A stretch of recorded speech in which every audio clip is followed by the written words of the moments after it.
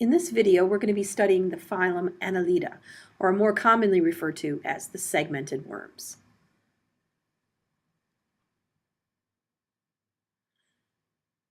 The phylum Annelida is now halfway up the evolutionary ladder. We've left behind the sponges and cnidarians, the most primitive creatures, moved past the flatworms and the roundworms, and now we're into a branch that composes the mollusks, the clams and octopus and squid, the annelids, which we'll study today, and the arthropods. Don't forget that also you can rearrange life into the circle of life. So let's begin exploring the phylum Annelida. The name Annelida comes from the French, also from the Latin, for the words that mean little rings. This represents their segmented rings along the entire body. Examples of the Annelida are the clamworms, earthworms, and leeches.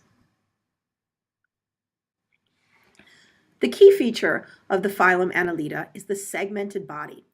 Each of these little rings moves independently, contracting and expanding, allowing for the organism to move very efficiently through the environment.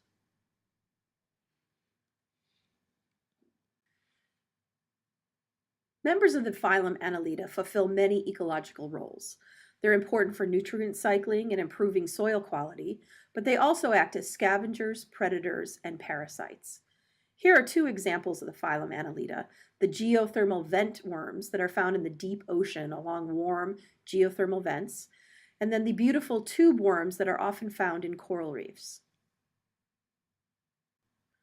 Members of the phylum Annelida can be found throughout the world. While we tend to think mostly about the terrestrial earthworms, they can also be found in marine environments, like the tube worm seen in the middle, or swimming in fresh water, like the leeches in the bottom.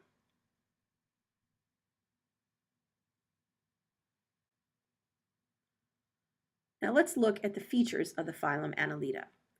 Their bodies are bilaterally symmetrical, they have a head, and of course, they have segments. In terms of a body cavity, we've now progressed through to having a full body cavity, or a true body cavity. If you remember back when we talked about the phylum Platyhelminthes, the body cavity really didn't exist. Instead, there was a tissue-filled region.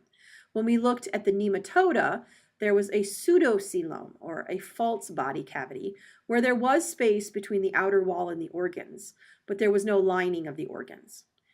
Now, if you look at the top, you can see that the lining of the body wall comes and extends and lines the organs. Here's another image of that, showing that true body cavity, or the sac within a sac. So imagine each organ wrapped in its own mesentery that is then connected to the lining of the body wall. In terms of a nervous system, we now have one ventral nerve cord running along the belly and ganglia along the body that are helping to control movement and other body processes. Reproduction can be hermaphroditic or dioecious. So in hermaphroditic species, they have both male and female sex organs, and in dioecious species, there are separate males and females.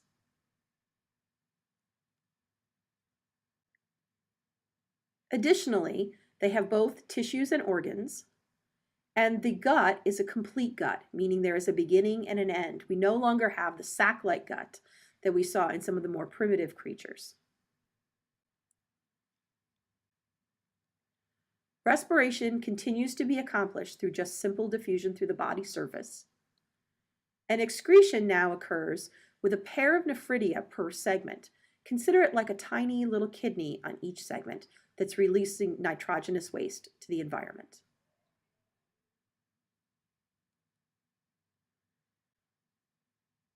Here's a cladogram showing the three main branches in the phylum Nematoda. We have the Polychaeta, the Oligochaeta, and the Hyaridinae. Let's look into each of those.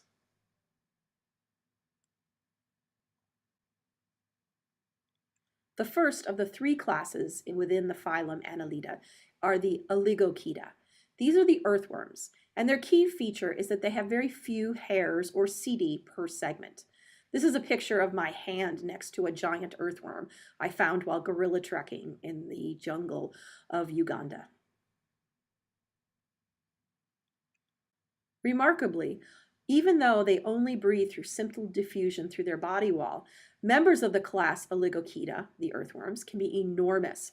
Here are some examples of giant tropical earthworms. Now, while the photo is kind of from a different perspective, which makes them look larger, having earthworms over a meter long is not unusual in some tropical areas. The second class that we'll look at are the Polychaeta. These are often called bristleworms or clam worms. They have many hairs or setae per segment and many small little leg extensions called parapodia.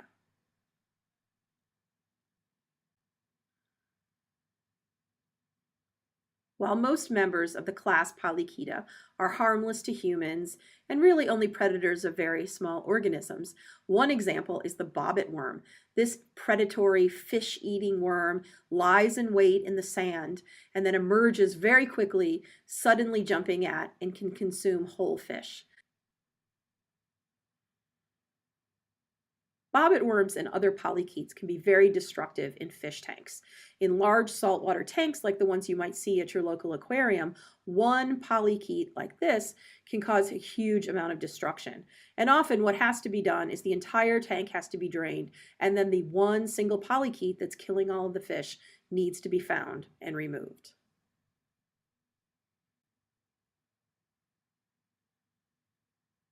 The third and final class in the phylum Annelida is the class Hyrudiniae. The Hyrudiniae include the leeches. These have suckers at both ends. One, an oral sucker, which you can see in the lower right, is shaped with large plates that can cut the skin. The ability of leeches to suck blood was used in the past as a form of medicine and bloodletting. While this form of bloodletting to cure everything from the common cold to headaches is no longer used, modern medicine has returned to leeches as a possible way to save lives. The use of medicinal leeches is growing in popularity in the medical community.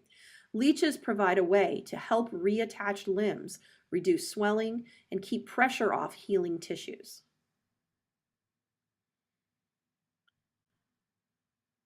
Here's an example from the veterinary world. This dog almost had one of its toes amputated.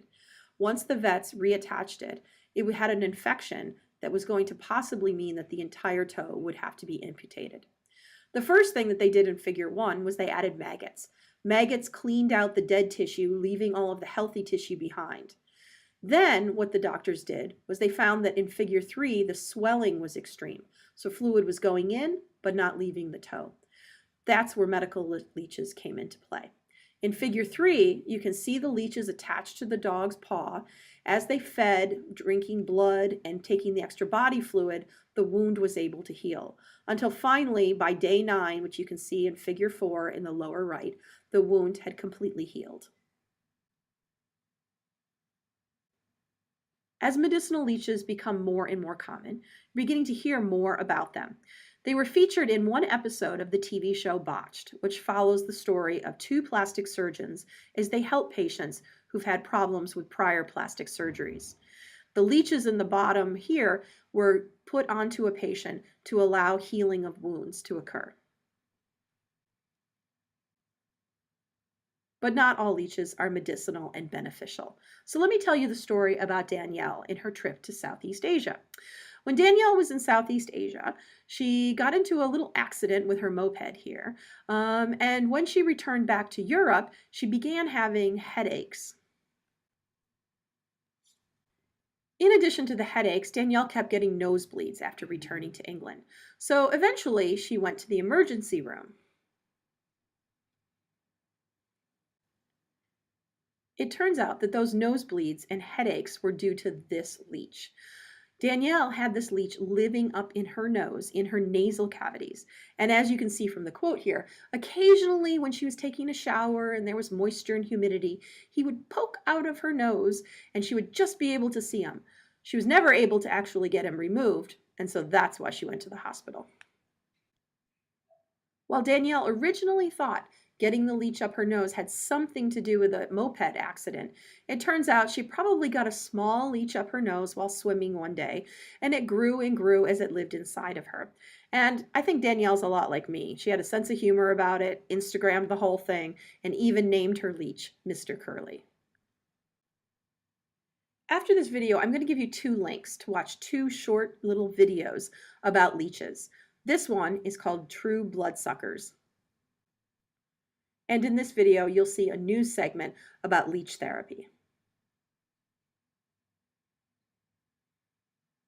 So to remind you, we're studying the phylum Annelida, and there are 3 classes within it. There's class Polychaeta, the clamworms or bristleworms, class Oligochaeta, or the earthworms, and class Hyrudiniae, or the leeches. Before leaving you, I want to tell you an amazing story that was filmed just the first time about a year ago. This is the case of one class of annelid eating another. What you're seeing in this image is a member of the class Hyrudiniae, the leeches, eating a member of the class Oligochaeta, the earthworms. In other words, this is the giant red leech from the rainforests of Southeast Asia eating an earthworm. And while the image may be kind of gross and disgusting, what makes it even worse was that earthworm was about 70 centimeters long, about over 2 feet.